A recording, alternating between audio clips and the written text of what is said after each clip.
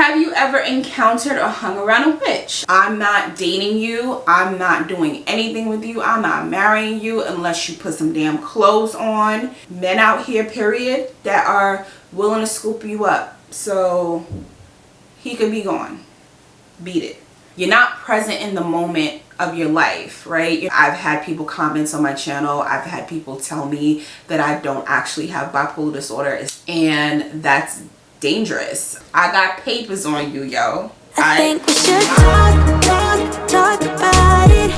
Diving deep with it. Alright, next question. Can you give advice on setting and sticking to a schedule as a wife/mom, and how you have your own cup full in order to fully flourish in your duties and roles? So my best advice to you would be take time out for yourself, right? Ask for help, delegate tasks. If you need a break, communicate that with your husband, your family, your children. I find getting up several hours before the house is up is always a good situation.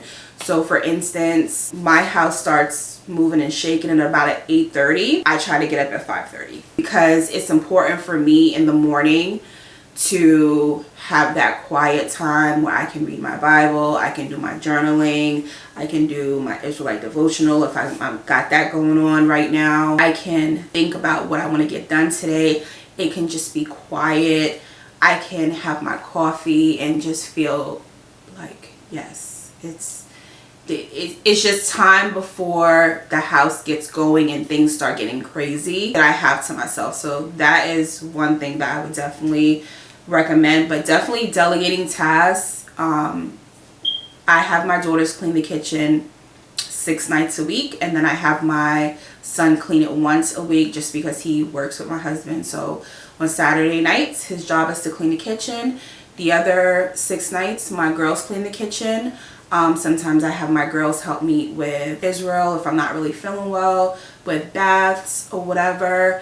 Ryan is in charge of doing Israel's hair because that is not my strong suit. So she does his hair like once or twice every couple weeks or whatever, does a little styling it. I clean for the most part, but they're in charge of certain parts of cleaning the house. So I delegate a lot of my tasks instead of piling everything on myself. I do that. Sometimes I have my girls cook dinner. One, it teaches them how to cook certain dishes and how to be responsible for cooking things.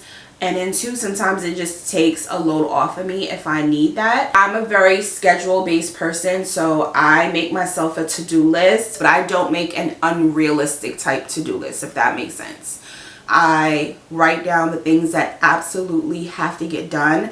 I don't put 30 things on my to-do list. I usually do like 5 to 8 things that have to get done that day, and I make sure, that I focus on those things. But I also am the person, I forget a lot of things.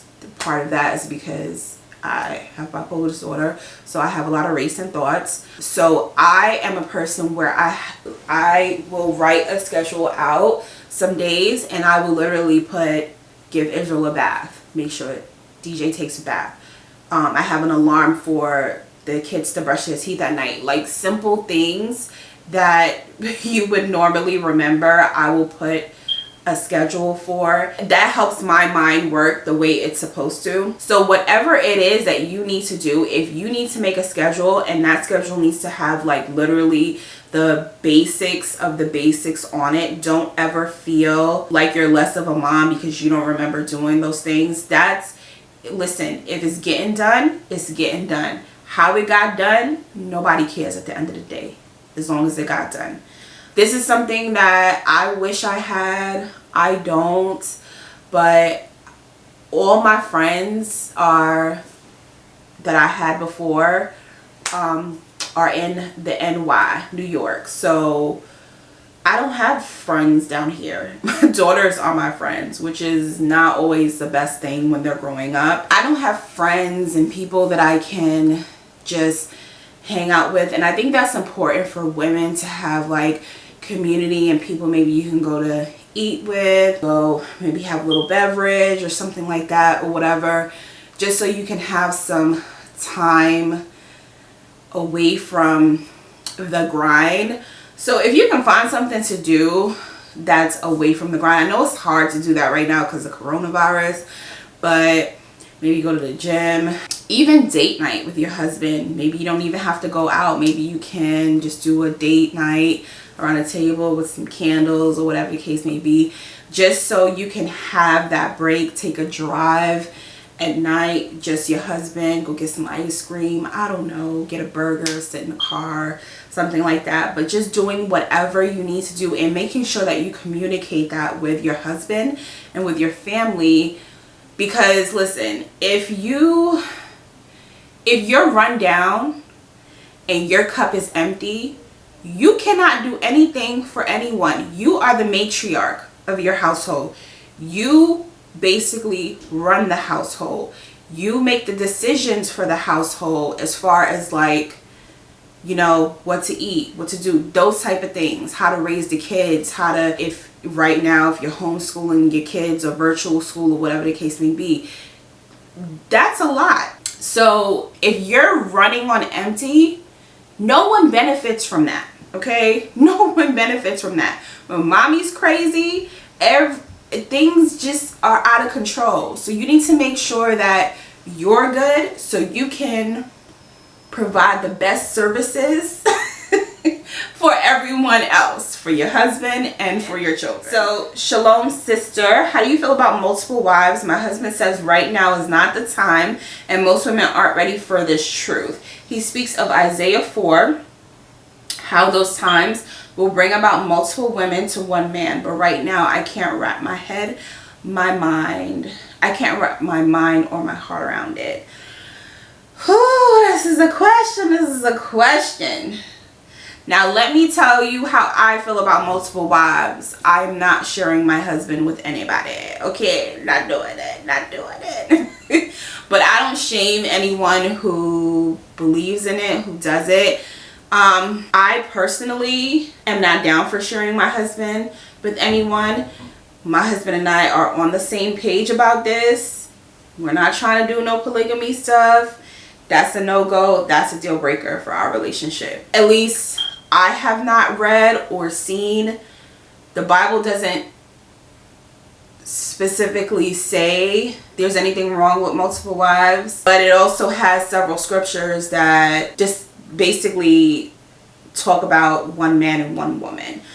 So I think it can go either way, but again, I don't shame anyone who is into that. I think if, as a man, if you have multiple wives, you're taking care of all your wives, you're financially providing for them, you're financially providing for the children, you're nurturing them, you're nurturing the children, you're being the best husband you can be to your multiple wives. I don't think there's anything wrong with that. I know, sis, that you can't wrap your mind, your heart around it, but I do agree with your husband. I think because we're in this weird time right now where we're seeing a lot of the plagues, you know, like I personally feel like we're in end times. If you look at what's going on in the world and the earth right now, I know a lot of Israelites feel like that as well. In the Bible, you see a lot of situations where there are multiple wives in when there's times of war. And I do think that if we get to the point where we're in end times, the Most High comes back, there's famine, men with multiple wives, that will be normal. So if that comes about again, I think you will see men with multiple wives. I personally I'm not into it, but I think it will happen. So I do agree with your husband. I know you can't wrap your heart around it, neither can I know. No, sis, I'm not into it, but I do think that you will see men with multiple wives, and it will be a little bit more prevalent than it is now. I won't be partaking, but I think your husband is he's right. I hope that I'm sorry, sis. I know that's not the answer you wanted, but hey, have you ever encountered or hung around a witch? I recently had to cut off a close friend because of this stuff, and I recently had another encounter with one. How do you identify them? I normally send something off. How to move if you have to work with one or be around one. I know I'm covered by the Most High. I just don't like the energy I feel around them, and so many hidden ones in disguise I'm noticing, especially with everyone on this new age spiritual stuff. I ain't gonna lie, this question threw me for a loop for a second because I don't think I've ever encountered a witch, but you know, I went to the devil's favorite search engine, Google. I looked it up, so I'm gonna read the scriptures that I found. All right, so this is Exodus 22:18. Thou shalt not suffer a witch to live. Then we have Leviticus 19:31. Regard not them that have familiar spirits, neither seek after wizards to be defiled by them. I am the Lord your God. And then, y'all don't make fun of me, Deuteronomy. I have such a hard time saying that. So 18 verses 10 through 13. There shall not be found among you anyone that maketh his son or his daughter to pass through the fire, or that useth divination, or an observer of times, or an enchanter, or a witch, or a charmer, or a consulter with familiar spirits, or a wizard, or a necromancer. I've never heard that word before. For all that do these things are an abomination unto the Lord, and because of these abominations the Lord thy God doeth drive them out from before thee. Thou shalt be perfect with the Lord thy God. So witches are definitely a thing in the Bible. The answer to the question is, I don't think I've ever encountered a witch, at least not that I know of. But what I will say is I have encountered people who have bad spirits. I'm going to tell you a little story. It's not really a little story, but it's just kind of like a little antidote type situation. But I met someone. I'm not going to go into too much detail because my family does watch this channel and they would know exactly who I'm talking about, and I don't want that.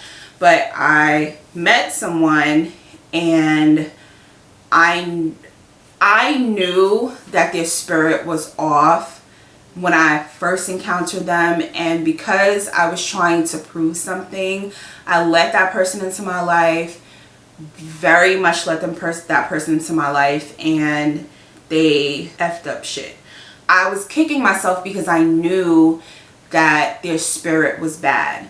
I knew that their spirit was off. I don't want to say bad because everyone can redeem themselves, but I knew their spirit was off, and I ignored all the signs, and I ignored my intuition because I was trying to be and do something that I was not, and I just kicked myself in the ass for it. But they also hurt me pretty bad as well. But I've definitely encountered people whose spirits do things to hurt you, do things to destroy your household, to destroy your self-esteem, to destroy you as a person. So I've definitely encountered people like that. As far as you have to cut off a close friend because of this stuff, yeah, I mean, sometimes my thing with people like that is you have to cut them out of your life. There's no in between. If someone is trying to destroy your spirit, their spirit is bad, so when they're around you, it kind of emotionally, spiritually, you kind of gotta cut that out. You gotta stop that, period, point blank. As far as identifying them, I think it's just an intuition. Like you said, you normally send something off. I'm a person who doesn't necessarily believe in your first impression is like your lasting impression. I forgot what the saying is, whatever. I think everyone deserves a first, second, and third chance, because you might meet someone the first time, something might be going on with them, and then, you know, your impression of them is not great. And you may meet someone a second time, and whatever the case may be. But the third time, if your shit is off, then, I mean, yo, I'm good at this shit, okay? Like, that was the one time when the story that I told you, that was the one time that I went up against my gut, and it was for a very particular reason and a righteous reason why I didn't listen to my gut. But I have not done that since, and I have, prior to that, I really haven't done that. I'm good at noticing something about someone that's off and being like, something's not right. Something's not right here. When you normally sense something is off about someone, I wouldn't immediately write them off. I would probably give them a second or third chance. But if you continue to feel something off about that person, I think following your intuition is the best way to avoid that situation. How to move if you have to work with one or be around them. I kind of have a rule of thumb. I haven't always followed it, but I have learned, if I work with you, we are co-workers and we are not friends. That's just kind of how I move. You can potentially meet a best friend at work, you know, have some great times at work. But I like to keep it just strictly work. If we work together, we are co-workers, we are not friends. Okay, you don't need to be on my social media. I don't have social media when I do. We don't need to be exchanging that type of stuff. We don't need to exchange numbers. We don't need to be texting back and forth. We don't need to be doing none of that stuff. You are my co-worker, and that's kind of where we draw the line. Okay, you don't need to know what's going on in my personal life. You don't need to know my husband's this. You don't need to know my kids, blah, blah, blah, blah, blah. Whatever, we may have like cordial conversation and talk about some stuff, but you don't need to know my business. So if you are working around someone like that, if you keep that kind of rule of thumb, that should kind of protect you excuse me, from that situation. Yes, sis, you are covered by the Most High. Make sure you are praying, you are staying prayed up. But you don't, you saying you don't like the energy around them. Yeah, I mean, if they're a witch, I will hope you wouldn't like the energy around them. You were mentioning the new age spiritual stuff. I avoid people who are kind of into, like, I don't know, voodoo. We call it hobia. I know there's other names, like people maybe do some crystals and stuff like that. Like, again, I'm not saying anything is bad about that. I'm leery of people who are into that kind of stuff, because I feel like it's inviting spirits and things and mixing a whole bunch of stuff, and I just am not trying to do that. You know what I'm saying? Like, I'm with the Most High. Me and the Most High is here. I pray to the Most High. I'm the Most High's daughter. We got a relationship. I'm not trying to throw a bunch of other stuff in there, like yoga. Like, I'm not into that stuff. So that's kind of how I feel about that situation. All right, advice for virgin women in the truth and how to court righteously. What to do when temptation arises, but you are not in the covenant with each other yet, not ready to consummate the marriage. Don't do it. Just don't. Like, if you need to pray about it, if you need to, temptation is a bitch, and I'm just gonna say it like that. I think that's a conversation that needs to be had first when you're having a relationship with someone that may be turning into something else, maybe turning into something deeper. That's a conversation that needs to be had. Listen, I'm not doing nothing like that with you. I think courting a woman is something that we no longer do nowadays, but that's something that needs to be done. He needs to be making time to show you, if you were going to be his wife, you guys were to enter into a marriage together, that these are the things that he will do, how he will treat you. These are the things, this is the time in a relationship where a man is showing you his true colors, hopefully, and how he is going to treat you if you honor him in being his wife. So I'm a very big, did I court, my husband court me? No. Did we do that whole thing? No, but we weren't in the truth at that time. But I think courting a woman, treating a man a certain way when you guys are in that kind of dating situation is important. We're not doing a deed, okay? We're not doing that, okay? Until you prove to me what type of man you are, and I prove to you what type of woman I am. But I do want to read this scripture. 2 Timothy 2:22. Flee also youthful lusts, but follow righteousness, faith, charity, peace with them that call on the Lord out of a pure heart. Women decided today they were going to keep their legs closed and they were going to give it up until a man courted them properly, treated them a certain way.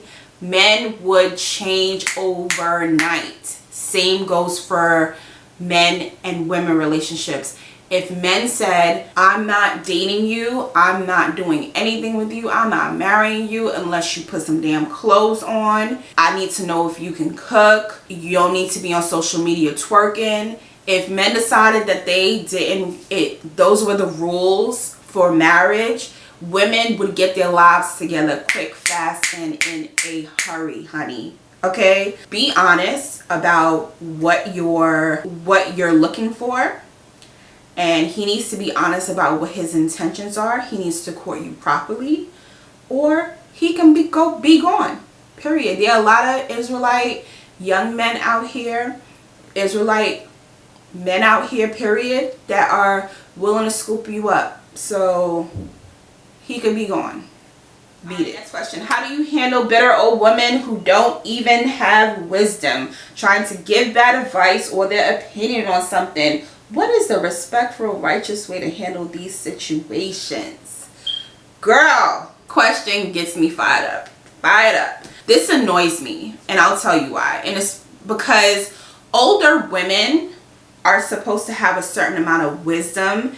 They're supposed to teach the younger women how to behave, how to be righteous, how to be good wives, how to be good mothers, and they're not doing that. Okay, it's like there is this thing where older black women, not all of them, because we got some grannies out there that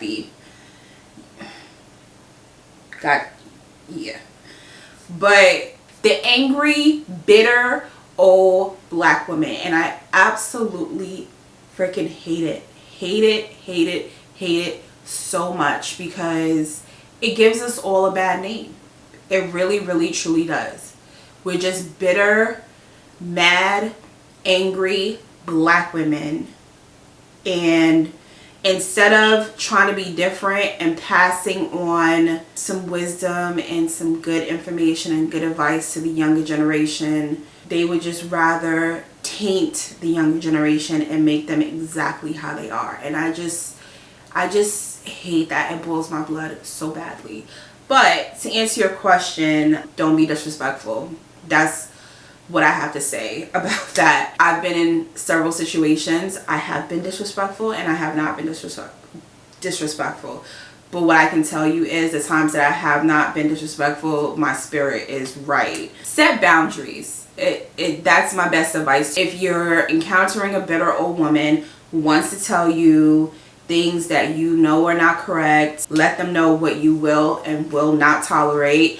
And unfortunately, sometimes the roles have to reverse. You have to teach the older women how to behave and how to be righteous, and that is extremely unfortunate. This happens a lot when you're trying to teach a Christian woman that Christianity is perverted and you're trying to show them the truth. This happens all the time. I mean, it's like they get so upset and then they have not nice things to say, and it's just very frustrating. This is me, not me venting, but yeah.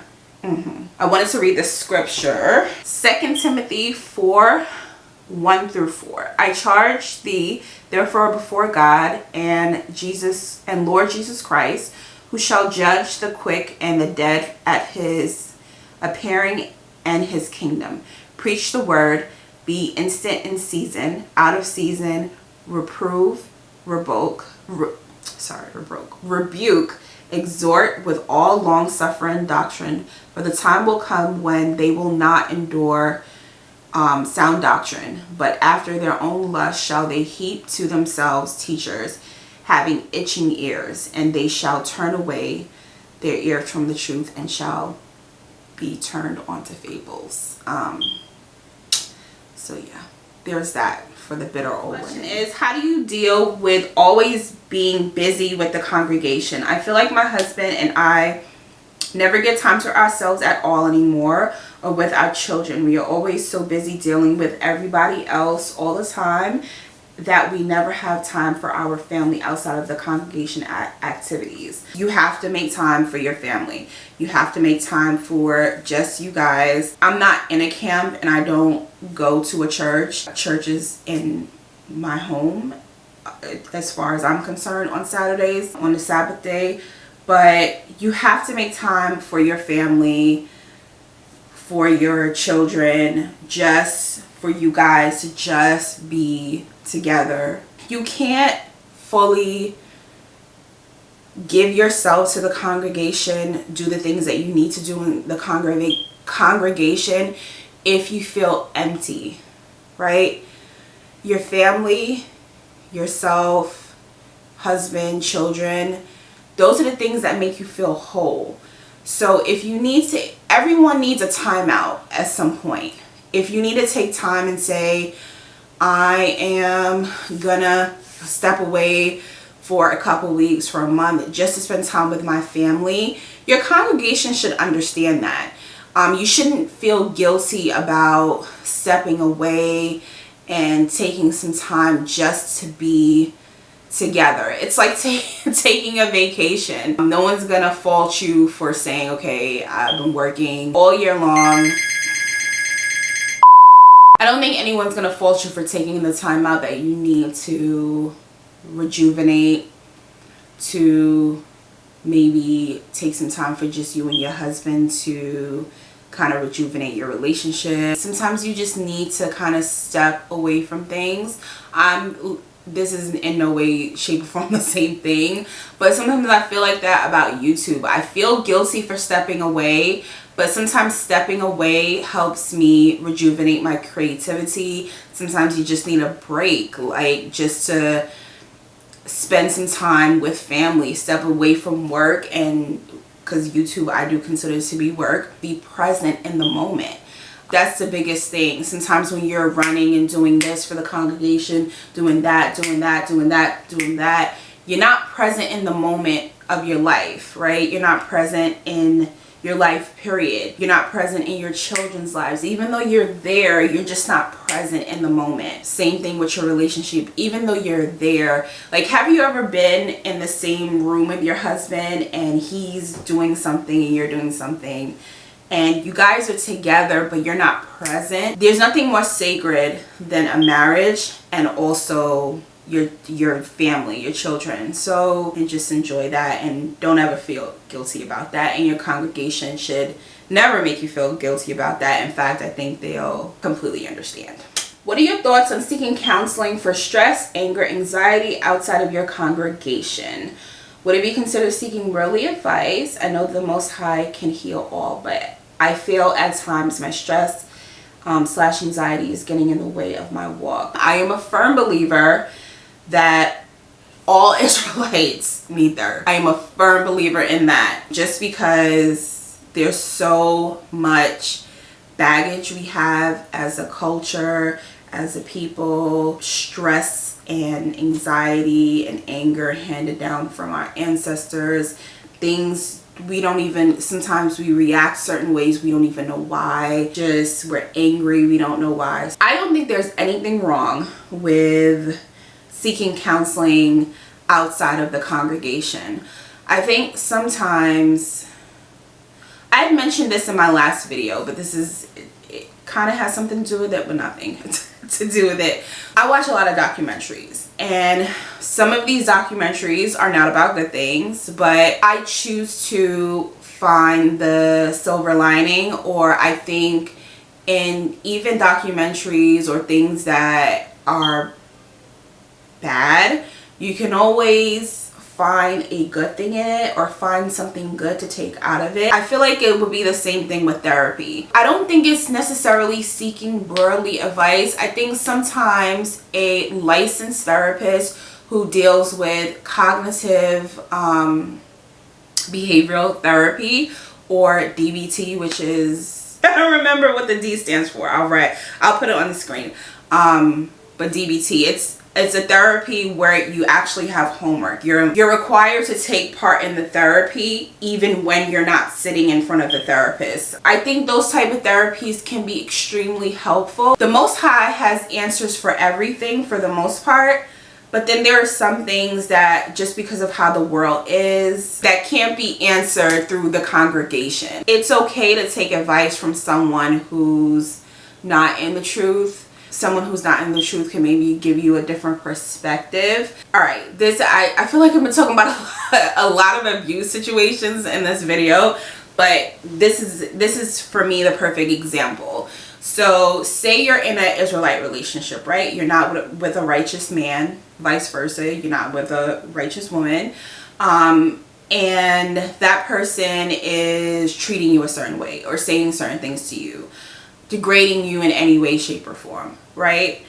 And because you're in the congregation and the congregation is saying to you, no, this is how you're supposed to behave. You're supposed to listen to your husband. Your husband should be able to say whatever he wants to you, blah, blah, blah, blah, whatever, because some camps do believe that. You may not realize you're being abused, right? And there's so many different forms of abuse: physical, emotional, spiritual,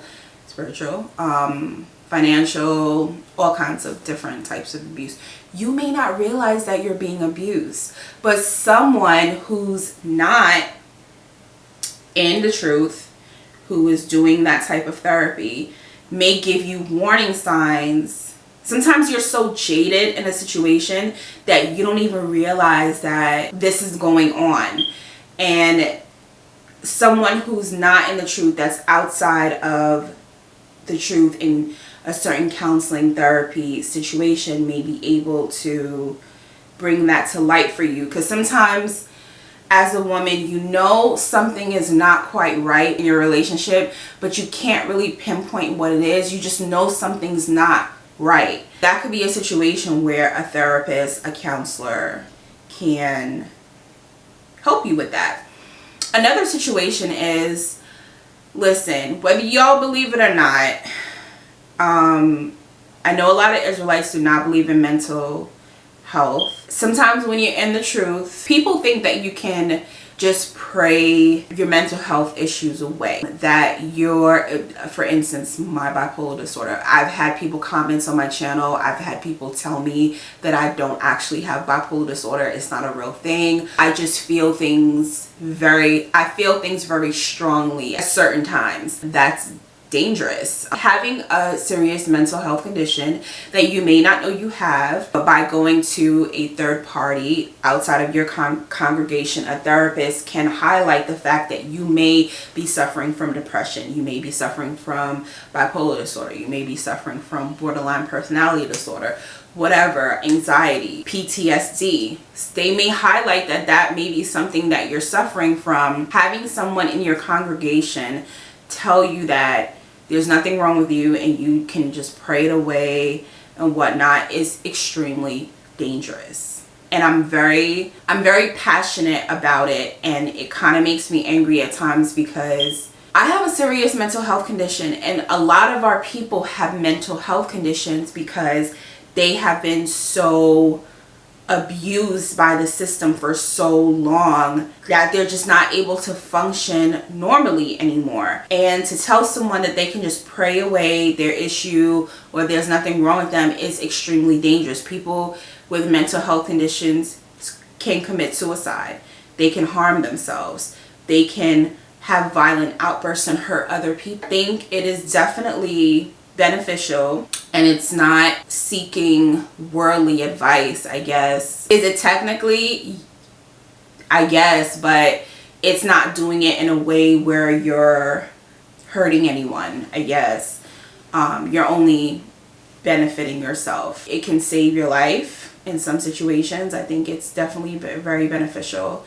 And yes, I think it's something that if you need to, you should do. I know intercourse is marriage, but should we also get a marriage certificate from the courts? I know we are supposed to obey the laws of the land.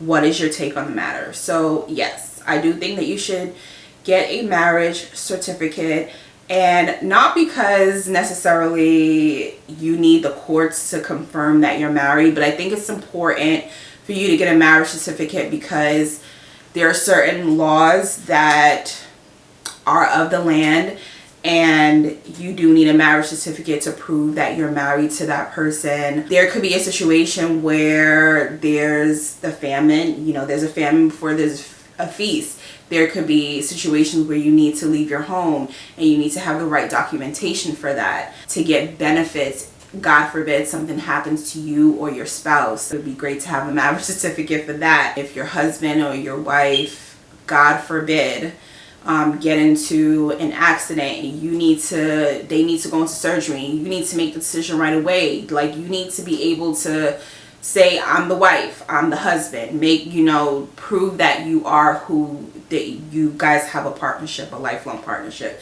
So even though in the eyes of the Most High, I don't think that you need a marriage certificate.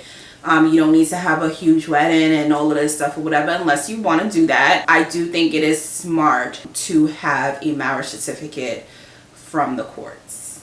And I personally love to have my marriage certificate and wave it in front of my husband, and he likes to do the same and say, listen, I got papers on you, all right? That's the running joke between us. Look, I got papers on you, yo. Alright, you mine, I'm yours. I got papers on you. So I think it's always good, yes, to have the quote unquote law of the land marriage certificate. So that's it, guys. That is the end of today's video. I hope you guys enjoyed. I hope the answers, responses that I gave you were helpful. I know this video was long because your girl is long-winded. I can't help it. I don't know why. I do know why. I just like to talk. I ain't got no friends. Hello, my friends. Hello, my friends. So again, I hope this was helpful. Make sure that you subscribe to the channel if you are not already subscribed. Hit that notification bell so you'll be the first to know when I upload new content. And smash that like button. Also, if you didn't know, I do have a website. It's right here or right here. I'm not sure which way, or down here. Mrs.LNoble.com. So no dot, just MRSLNoble.com.